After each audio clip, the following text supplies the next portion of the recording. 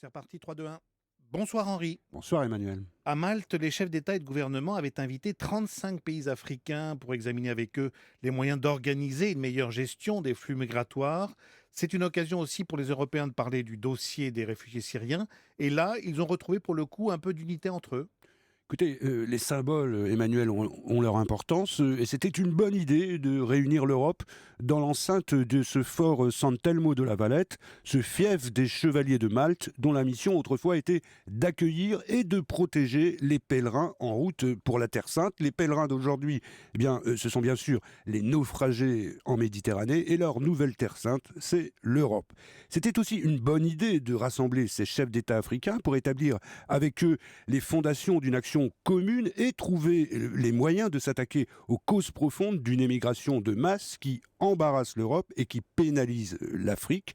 Malheureusement, ce cadre grandiose n'a pas été suffisant pour dissiper les malentendus et une certaine méfiance entre l'Afrique et l'Europe. Pas suffisant non plus pour mettre un terme à la zizanie qui gangrène peu à peu l'Union européenne. Une Europe qui donne constamment l'impression de réagir trop peu et surtout trop tard. La Suède qui vient de rétablir le contrôle à sa frontière, le Danemark qui les renforce et, comme la Hongrie, la Slovénie qui installe des barbelés. Les réunions se suivent, les divisions se creusent et les Européens semblent de plus en plus dépassés, y compris pour se conformer d'ailleurs à leurs propres décisions. 800 000 demandeurs d'asile sont arrivés depuis le 1er janvier.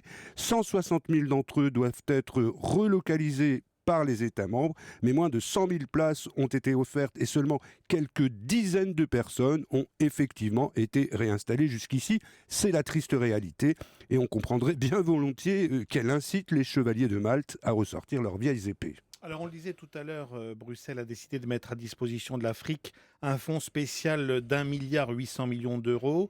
Henri, est-ce qu'on ne peut pas y voir quand même un signe d'engagement et de bonne volonté des Européens vis-à-vis du continent noir ? Oui, mais en réalité, sur le principe, c'est plutôt une sorte de contrat, Emmanuel. L'Europe s'engage à fournir une aide au développement destinée à dissuader les Africains de partir de chez eux. En échange, les pays africains contrôlent mieux leurs frontières tout en facilitant le retour des immigrés illégaux. Sur le papier, c'est assez cohérent, mais dans la pratique, un peu moins. D'une part, parce que les Africains voudraient obtenir une ouverture de l'immigration légale, ce à quoi les Européens sont très réticents. Ensuite, parce que 80% des mouvements migratoires africains se font à l'intérieur du continent à cause des guerres ou de la misère. Enfin, parce que la principale plaque tournante de l'immigration africaine vers l'Europe, c'est la Libye, qui est toujours en plein chaos et qui reste un sanctuaire pour les trafiquants comme pour les marchands d'esclaves d'aujourd'hui. C'est pour toutes ces raisons que sur les photos, à Malte, les sourires étaient un peu forcés. Et puis les 28 ont aussi évoqué le rôle de la Turquie dans la gestion des réfugiés syriens.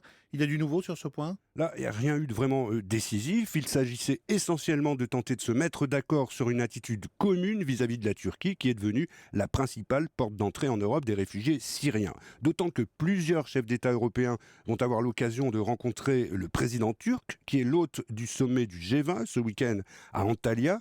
L'Europe est prête à mettre sur la table un chèque de 3 milliards d'euros pour inciter Ankara à endiguer le flot de réfugiés syriens. Il y en a déjà plus de 2 millions en Turquie. Mais le président Erdogan n'est pas du genre à se satisfaire d'aussi peu. Il veut aussi que l'Europe soit ouverte aux ressortissants turcs et qu'elle relance le processus d'adhésion, ce dont personne ou presque ne veut. Tout ça risque de déboucher sur un nouveau sommet, cette fois entre l'Europe et la Turquie, un sommet qui promet d'être un sacré casse-tête. Merci beaucoup Henri Guirchoun. Et voilà donc pour ce double regard sur la crise des migrants.